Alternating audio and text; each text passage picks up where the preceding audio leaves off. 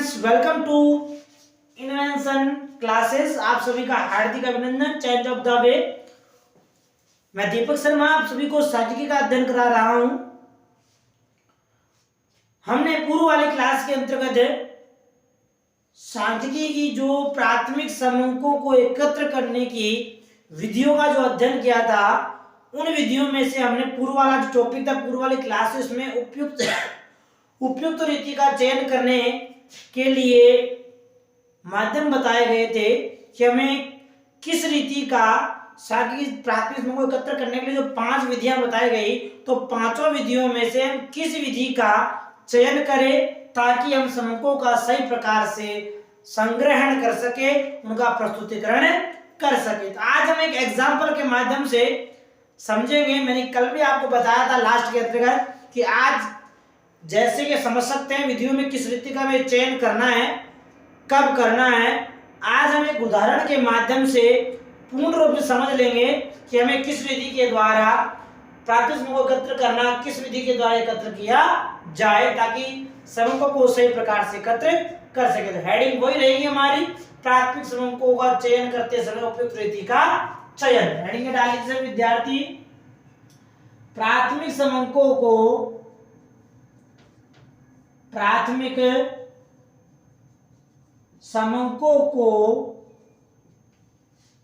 एकत्र करते समय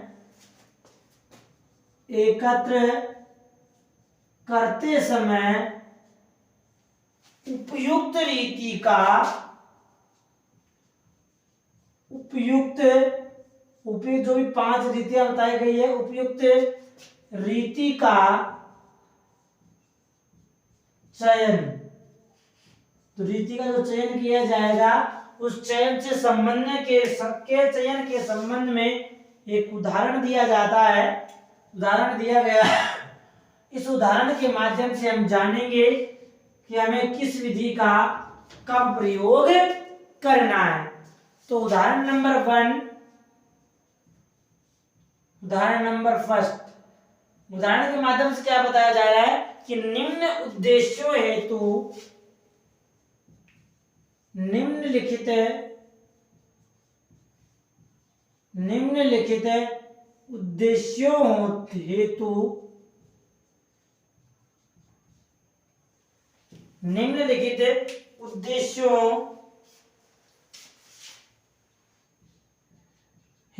जिस उद्देश्य का निर्धारण किया गया, तो निम्नलिखित उद्देश्य हेतु समंक संग्रहण की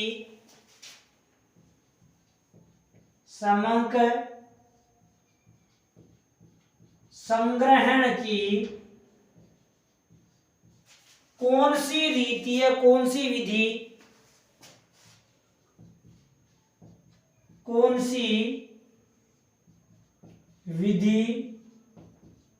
उपयुक्त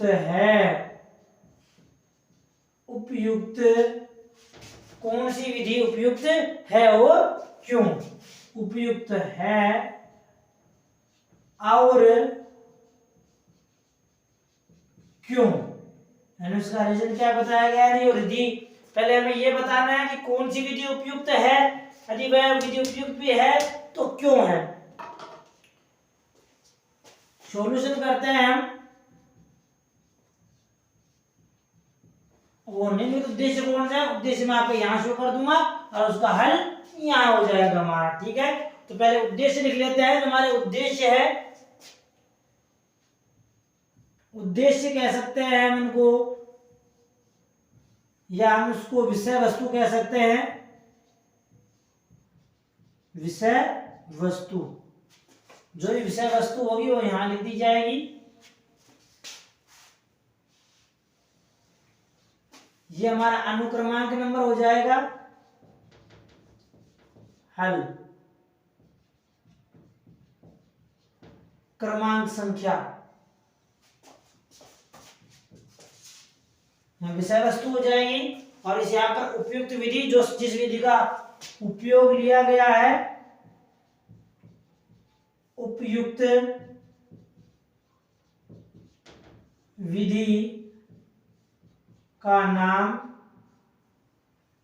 जो विधि काम में ली जा रही है और यहाँ उस विधि का स्पष्टीकरण।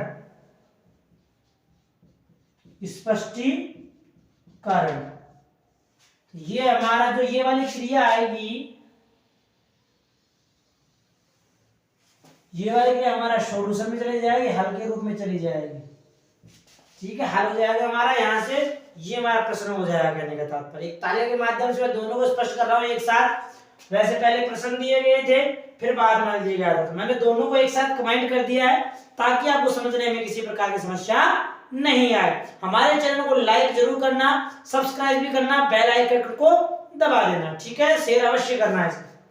चलिए उद्देश्य पढ़ते हैं, कौन कौन से उद्देश्य है। क्रमांक नंबर 1, प्रथम उद्देश्य क्या बताया गया, देखिए किसी समको फैक्ट्री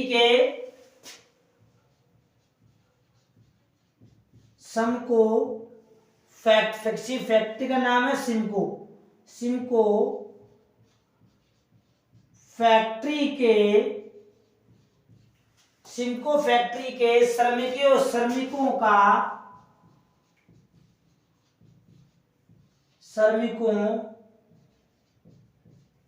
श्रमिकों का आय व्यय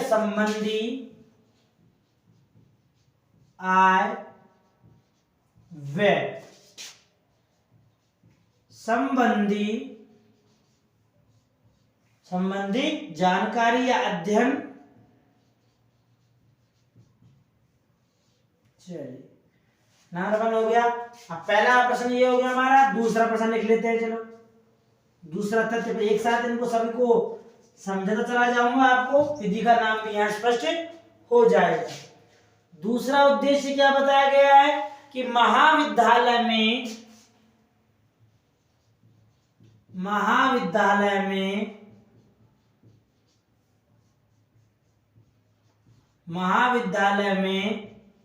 छात्रों की उपस्थिति की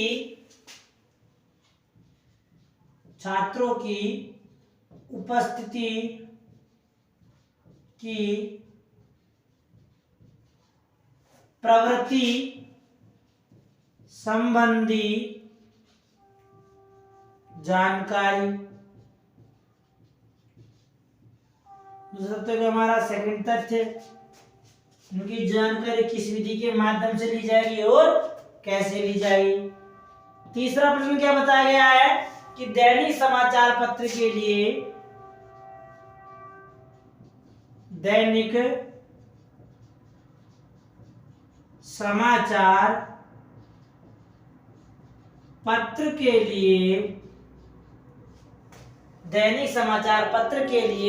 स्कंद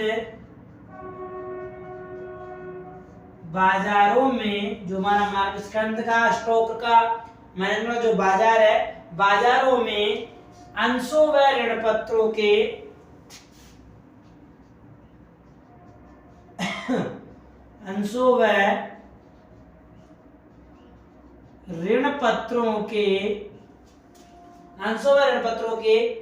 प्रतिदिन उदित बाजार मूल्य की जानकारी,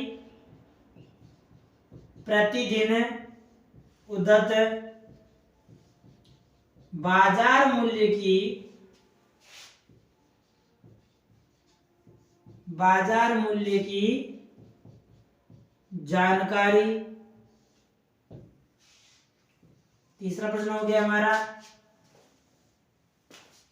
चतुर्थ के लिए चौथा प्रश्न क्या है हमारा, शीतल पेय की बिक्री के बारे में शीतल पेय की बिक्री के बारे में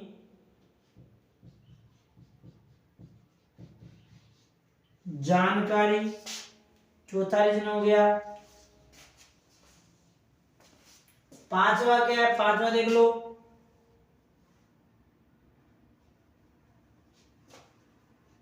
पांचवा रीजन क्या बताया गया है, ऑटो रिक्शा चालक की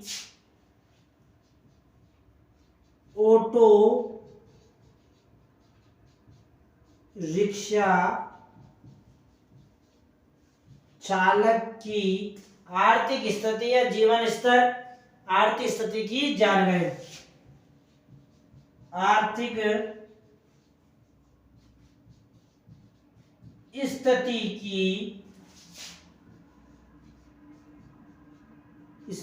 की जानकारी। ये पांचवा तथ्य हो गया हमारा।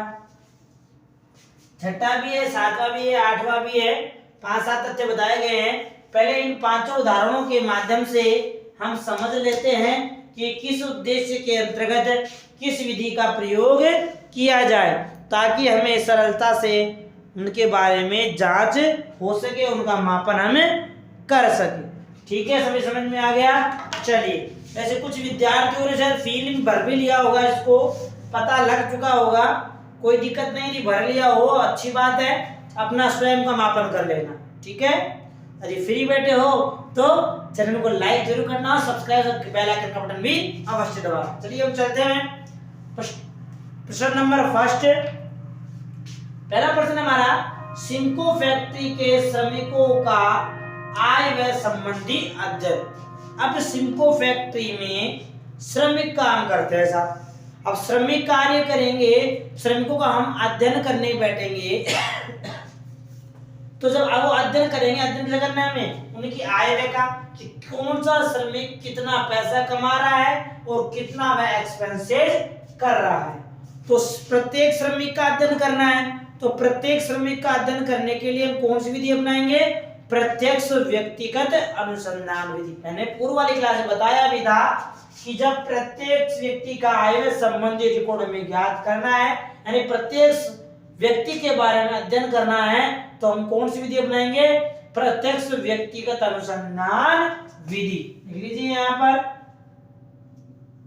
प्रत्यक्ष व्यक्तिगत अनुसंधान विधि। कौन सी विधि है, प्रत्यक्ष व्यक्तिगत अनुसंधान विधि। ठीक है, इस विधि का प्रयोग करते हुए, प्रत्यक्ष व्यक्तिगत अनुसंधान विधि का प्रयोग करते हुए हम श्रमिकों के आय व्यय के बारे में जांच लेंगे। कैसे साहब, ये क्यों? अब हमने इसी विधि का उपयोग किया गया है, तो क्यों किया है उसका स्पष्टीकरण में आ जाएगा। क्यों किया है, तो सिम्को फैक्ट्री है, किसी फैक्ट्री के सभी फैक्ट्रियों का अध्ययन नहीं कर रहे हम, एक सीमित लिमिटेड फिक्स स्थायी एरिया वाली सीमित क्षेत्र वाली फैक्ट्री का अध्ययन कर रहे हैं। यहाँ पे क्या आ जाएगा कि सीमित क्षेत्र होने के कारण, और यदि प्रत्यक्ष व्यक्तिगत अनुसंधान विधि का प्रयोग करते हुए अध्ययन करेंगे तो हमें जानकारी कैसे प्राप्त होगी, शुद्ध व विश्वसनीय जानकारी प्राप्त होगी। तो याद रखना, सीमित क्षेत्र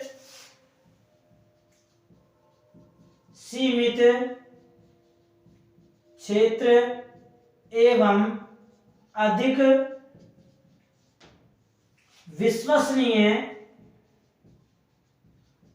विश्वसनीय जानकारी के कारण, विश्वसनीय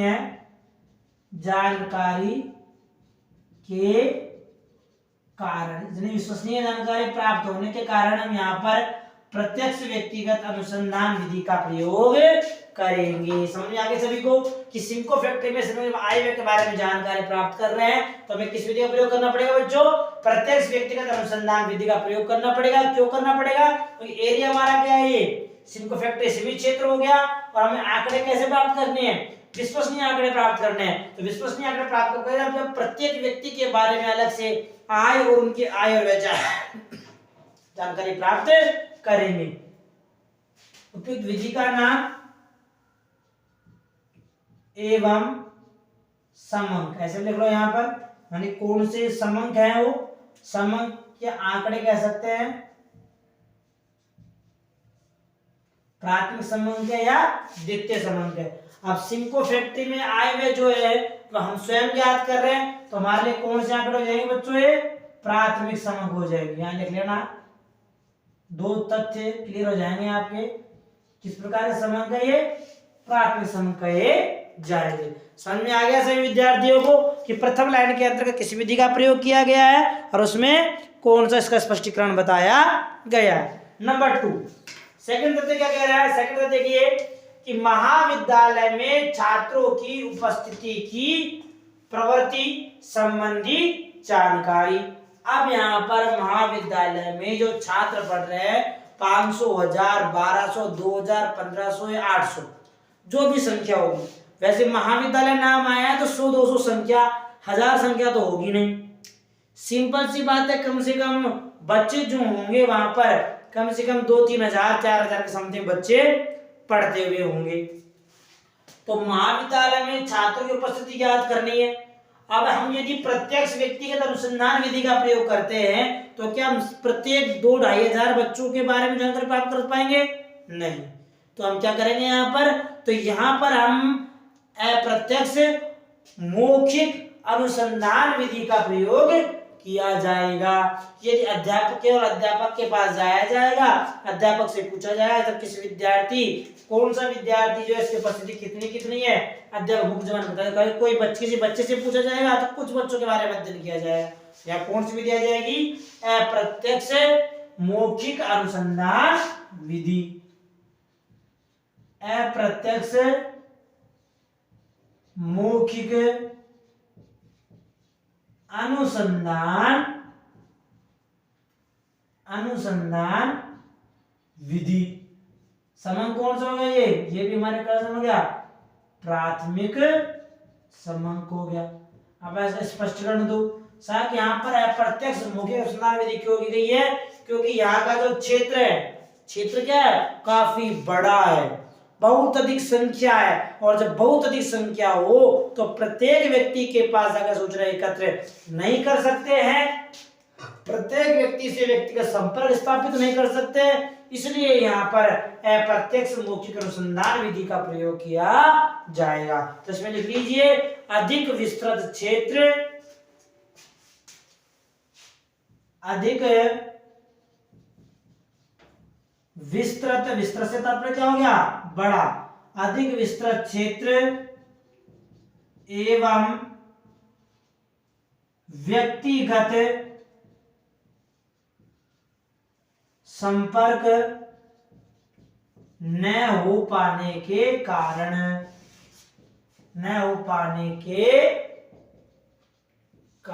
समझ में आ गई बात?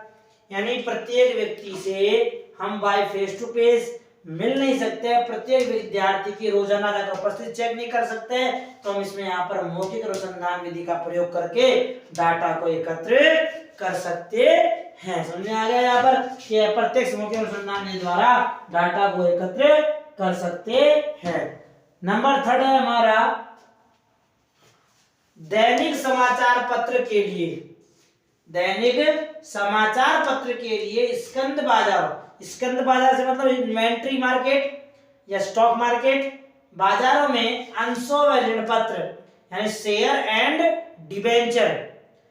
एंड डिबेंचर पत्रों के प्रतिदिन उदत बाजारों मूल्यों की जानिए। शेयर मार्केट में उस वस्तु का मूल्य कितना है, इसकी यदि हमें जानकारी प्राप्त करनी है, शायद आपको पता लग चुका है, इसको तो सिंपल सा है कि जब दैनिक समाचार पत्र के द्वारा, जब दैनिक समाचार पत्र आ गया तो समाचार पत्र में हमें सूचनाएं कौन लाके देगा? संवाददाता लाके देगा। कौन देगा बच्चों? संवाददाता ला कर देगा। तो संवाददाता ला कर देगा तो यहाँ पर हमें किस विधि का प्रयोग करना है कि संवाददाताओं द्वारा सूचना समंकों की प्राप्ति। बहुत अच्छा, जिस विद्यार्थी ने यह आंसर लिखा है उसका बहुत राइट आंसर है। तो यहाँ से संवाददाताओं द्वारा। दूसरा ये है हम स्थानीय स्रोतों के द्वारा प्रकाशित जो अंक है, स्थानीय स्रोतों के द्वारा जो प्रकाशित अंक है, स्थानीय स्रोतों के प्रकाशित अंक से भी हम ये सूचना प्राप्त कर सकते हैं। यहाँ 2 मेथड हो सकते हैं, स्थानीय स्रोतों द्वारा सूचना प्राप्ति एवं संवाददाताओं द्वारा सूचना की प्राप्ति। लिख लीजिए नंबर 1 पे संवाददाताओं द्वारा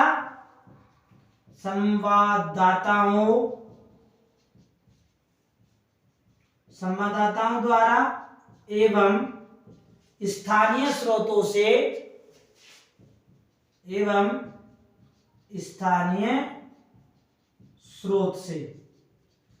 हम आंकड़े एकत्र कर सकते हैं। ये जब आंकड़े हम एकत्र करेंगे तो हमारे लिए कैसे आंकड़े होंगे, ये हमारे लिए भी प्राथमिक समूह ही माने जाएंगे। तो यहाँ लिख लो बच्चों, प्राथमिक समंक। समझ में आ गई बात। समताओं द्वारा इन आंकड़ों एकत्र करते हैं इस विधि में। अब यहाँ क्यों किया गया, क्योंकि यहाँ पर हमारा क्षेत्र यहाँ पर भी क्या हो गया, काफी बड़ा क्षेत्र हो गया और हमें अधिक शुद्धता की आवश्यकता मापन करना है, तो संबद्धताओं के आंकड़ों के द्वारा ही समूह को एकत्र करना होगा। सुन लीजिए, विस्तृत क्षेत्र, विस्तृत क्षेत्र एवं अधिक शुद्धता का, अधिक शुद्धता का स्तर मापने के लिए, अधिक शुद्धता का स्तर की आवश्यकता,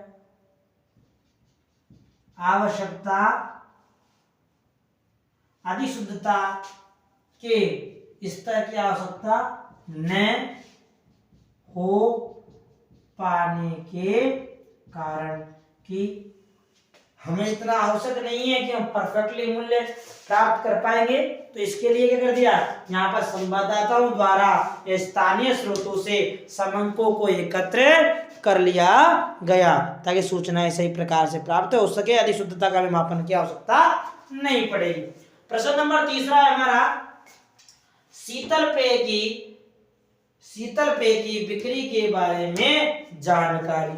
अब शीतल पेय के विक्रय हमने माना कोई आपकी दुकान है परचूनी की, वहां पर शीतल पेय जैसे कोल्ड ड्रिंक हो गया, जूस हो गया आपका, जैसे Pepsi, Thums Up, Coca Cola, Sprite, Mountain Dew, ये क्या है हमारे शीतल पेय पदार्थ है, ठंडे पेय पदार्थ है हमारे। तो इन पेय की संबंध में कितनी बिक्री कितनी हुई, अब बिक्री की जानकारी कौन देगा, हमारा फुटकर विक्रेता।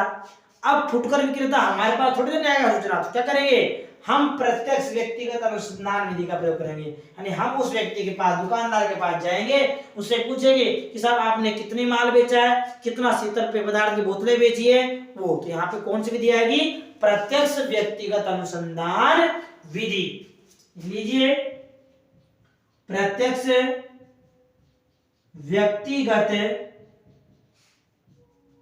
व्यक्तिगत अनुसंधान विधि, ये भी हमारे लिए कौन से होंगे, ये भी हमारे लिए प्राथमिक समंक ही मानोगे। इस समंकों का पूर्व में किसी ने उपयोग नहीं किया गया है, और जो समंक एकत्र किए गए हैं ये किसके लिए हैं, फुटकर विक्रेताओं के द्वारा, है ना, फुटकर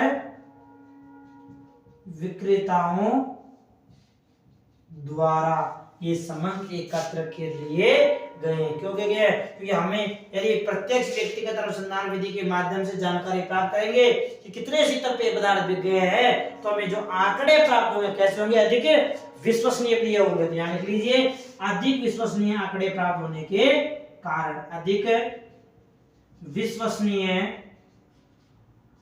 आंकड़े प्राप्त करने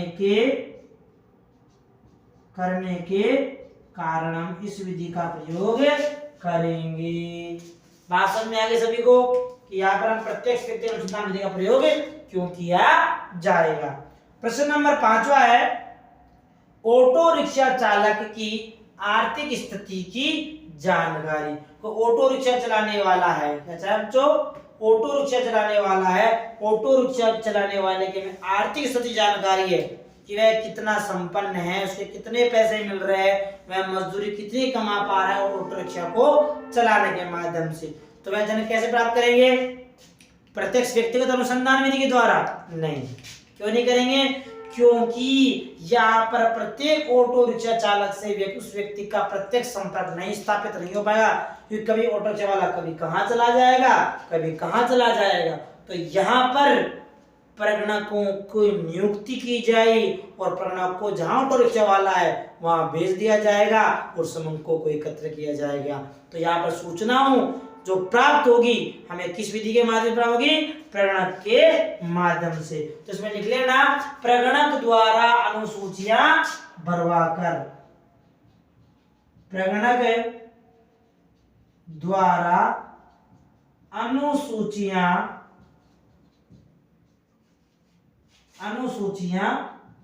भरवाकर सूचना प्राप्ति। अनुसूचित कौन समंक है? ये भी हमारे कौन सा बच्चों प्राथमिक समंक माने जाएंगे।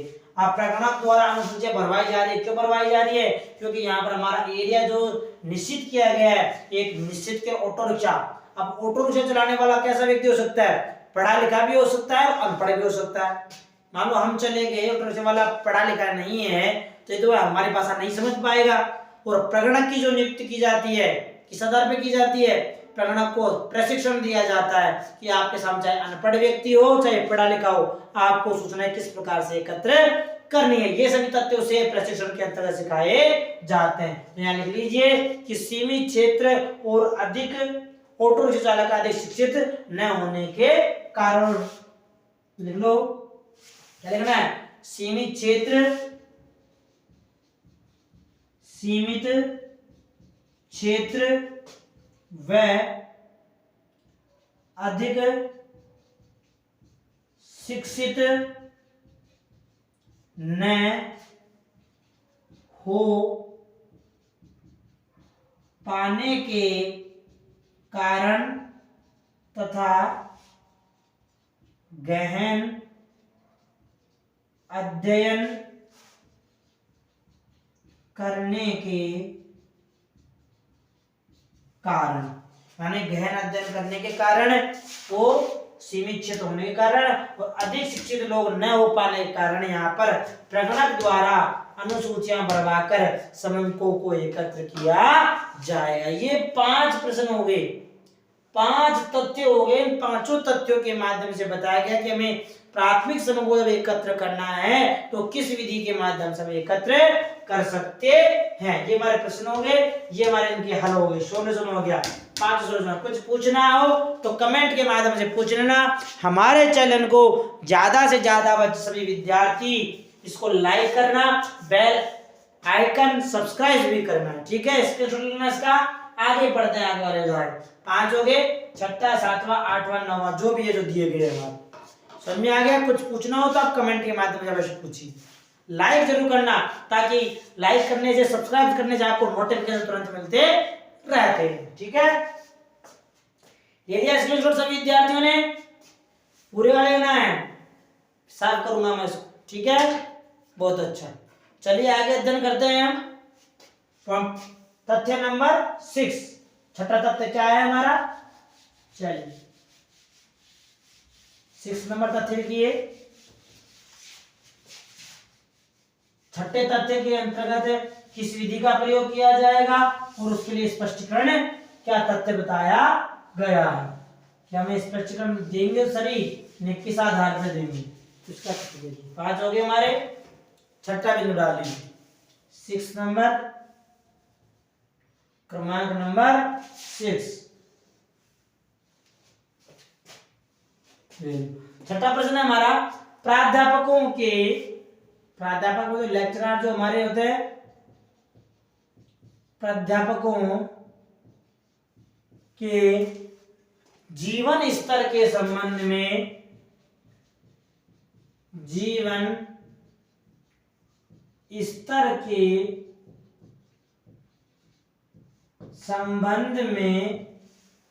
HRD द्वारा सूचना प्राप्ति, HRD द्वारा सूचना प्राप्ति। सूचना की प्राप्ति किस प्रकार से दी जाएगी, कौन सी विधि का प्रयोग किया जाएगा और स्पष्टीकरण में क्या तथ्य बताया जाएगा। प्रश्न नंबर 7 लिख लिए। 7वां प्रश्न क्या कहता है? देखिए, भारत सरकार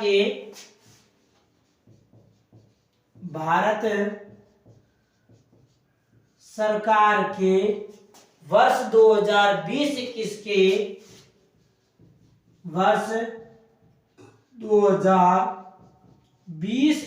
के रेलवे बजट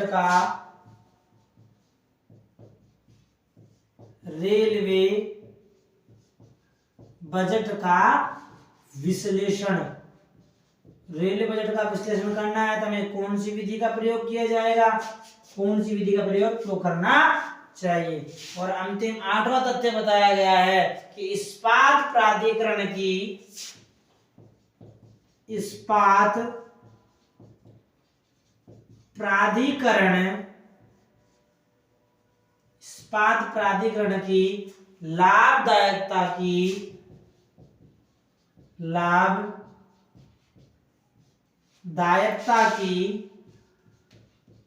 गणना, इसके लाभदायकता की गणना किस प्रकार से की जाएगी। ठीक है, ये हमारा गया 8वां प्रश्न हो गया हमारा। सभी विद्यार्थियों ने, चलिए 8 प्रश्न हो गए हमारा। तथ्य करते हैं, 8 तथ्यों के आधार पर जानकारी प्राप्त करते हैं कि किस तथ्य के माध्यम से किस प्रकार से हमें सूचना एकत्र होती है। ठीक है, विद्यार्थियों ने लिख लिए तो बहुत अच्छी बात है, नहीं लिखा तो मेरे साथ लिखते रहना। प्राध्यापकों के जीवन स्तर के संबंध में HRD द्वारा सूचनाओं की प्राप्ति। पहले बात तो प्राध्यापक शब्द आ गया, मतलब ये वर्ग कौन सा हो गया, शिक्षित वर्ग हो गया। शिक्षित वर्ग के द्वारा सूचनाएं प्राप्त करनी है, शिक्षित वर्ग के द्वारा यदि सूचनाएं प्राप्त करनी है तो कैसे प्राप्त करेंगे बच्चों, प्रश्नावली के माध्यम से। और प्रश्नावली किसमें अपनाई जाती है, सूचक के लिए प्रश्नावली अपनाई जाती है। किसके लिए अपनाई जाती है, सूचक के लिए। तो यहाँ पर कौन सी विधि आएगी, सूचक द्वारा समंकों को एकत्र करने की विधि। जिस विद्यार्थी ने आंसर लिखा है बिल्कुल सही आंसर है, यहाँ क्या जाएगा, सूचक द्वारा, सूचक द्वारा। सूचक द्वारा कैसे होगी, तो ये प्रश्नावली के माध्यम से सूचनाएं प्राप्त करेगा। सूचक द्वारा प्रश्नावली के द्वारा। समंक कौन सा हो गया हमारा, वही हमारा प्राथमिक समंक हो गया ये भी।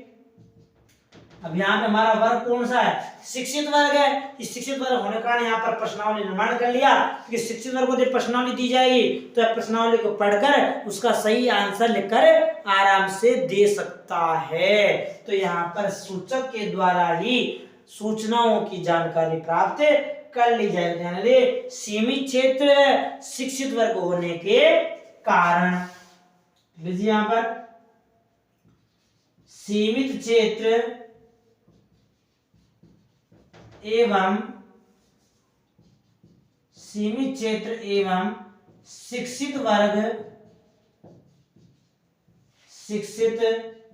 वर्ग होने के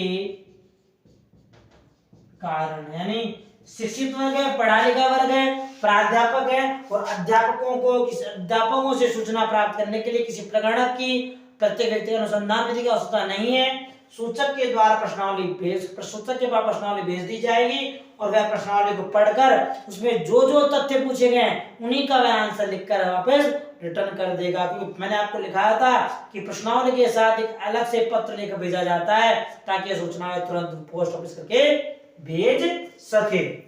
अगला प्रश्न हमारा सेम प्रश्न क्या है, भारत सरकार के वर्ष 2020-21 के रेलवे बजट का विश्लेषण। हमें रेलवे बजट का विश्लेषण करना है कि रेलवे बजट का विश्लेषण किस प्रकार से होगा।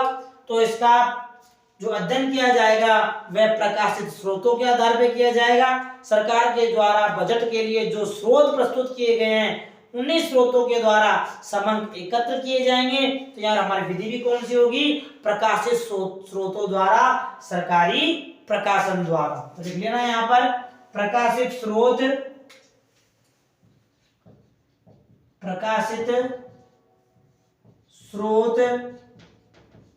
या सरकारी प्रकाशन द्वारा।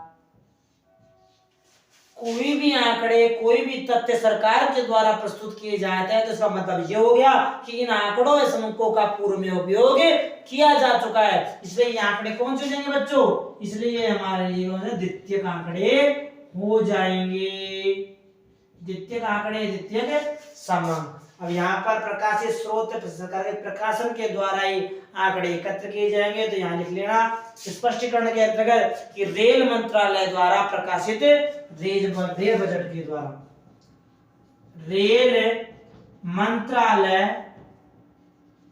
द्वारा प्रकाशित, रेल मंत्रालय द्वारा, जो रेल मंत्रालय द्वारा प्रकाशित रेल बजट के माध्यम से, रेल बजट के माध्यम से, यानी सरकार ने जो रेल बजट प्रस्तुत किया है उसी के द्वारा हम समय एकत्र करेंगे। यहाँ पे हमारी विधि भी कौन सी होगी बच्चों? प्रकाशित स्रोतों या सरकारी प्रकाशन के माध्यम से सूचनाओं की प्राप्ति करना। और अंतिम प्रश्न दिया हुआ है हमारा, इस्पात प्राधिकरण की लाभदायकता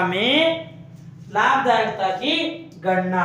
यहाँ पर इस्पात प्राधिकरण की लाभदायकता ज्ञात करनी है, तो यहाँ पर भी जो इस्पात कंपनी है, इस्पात कंपनी जो अपना वार्षिक प्रतिवेदन प्रस्तुत करेगी, तो उसके वार्षिक प्रतिवेदन के माध्यम से ही हम समंकों को एकत्र कर सकते हैं। तो यहाँ पर विधि कौन सी आएगी?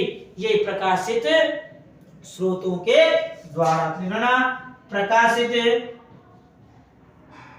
स्रोतों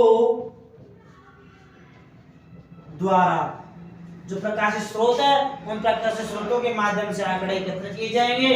और कोई भी आंकड़े, कोई भी समंक जो प्रकाशित किए जाते हैं तो वो हमारे कौन समंक होते हैं बच्चों? द्वितीयक समंक होते हैं। अब ये प्रकाशित स्रोत है, तो यहाँ पर क्योंकि इस्पात जो कंपनियां हैं, प्राधिकरण की जो कंपनियां हैं, ये प्रति वर्ष अपना एक वार्षिक प्रतिवेदन प्रस्तुत करती है। तो वार्षिक प्रतिवेदन के द्वारा इस प्रश्न में क्या जाएगा कि वार्षिक प्रतिवेदन के माध्यम से, वार्षिक प्रतिवेदन द्वारा, यानी वार्षिक प्रतिवेदन के माध्यम से रिपोर्ट प्रस्तुत की जाएगी, समंकों को, सूचनाओं को एकत्र किया जाएगा। इसलिए यहाँ प्रकाशित स्रोतों की विधि का उपयोग किया जाएगा। तो ये हमारे हो गए आज उपयुक्त विधि का चयन। आपको शायद पता लग चुका होगा कि इन रीतियों के द्वारा, यानी हमें किस रीति का किस में हमें उपयोग करना है, उस उपयोग के द्वारा ही हम उस तत्वों से संबंधित समंकों की जानकारी प्राप्त कर सकते हैं। मिलना चाहिए स्टूडेंट से विद्यार्थी, एक बार कुछ पूछना हो तो कमेंट के माध्यम से पूछ लीजिएगा, समझना हो तो समझा सकते हैं। आपको पुनः वापिस आपको हमारे चैनल को ज्यादा लाइक कीजिए, सब्सक्राइब कीजिए, बेल आइकन को भी अवश्य दबाइएगा। आगे पढ़ते हैं नेक्स्ट, आगे वाली क्लास में अगला टॉपिक स्पेशल लर्नर्स का, ठीक है? ओके, चलिए स्क्रीन से विद्यार्थी ने